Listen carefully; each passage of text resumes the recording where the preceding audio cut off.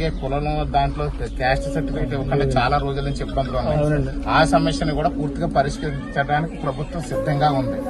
మీకు ఒక ప్రాణం అతను ఆత్మత్యాగం చేసుకుని మీ అందరి జీవితాల్లో వెలుగు నింపుతాడని నేను భావిస్తున్నాను.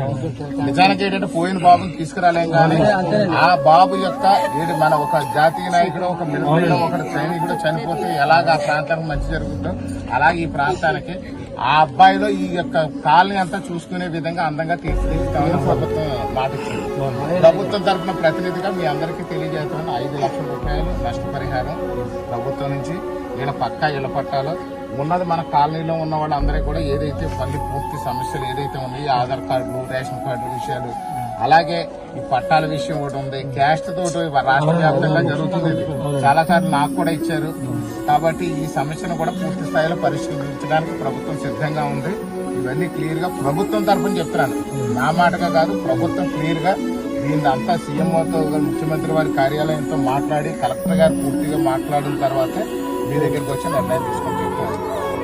పోయిన బాబుని తీసుకురాలేము కాబట్టి ఆ బాబు రూపంలో ఈ కాలనీ వాసులందరికీ కూడా విముక్తి కలిగేలాగా ఖచ్చితంగా ప్రభుత్వం చేస్తుంది. అందులో చూసుకుని ఆ బాబు తరఫున కుటుంబానికి మనం అందరూ ధైర్యం చెప్పి ఆ కుటుంబానికి మనం చేదోడు వాదోడుగా ఉంటాం. నా వంతు కూడా ఎప్పుడు ఏ అవసరం వచ్చినా సరే వాళ్ళకి అందుబాటులో ఉండేది చేస్తాం.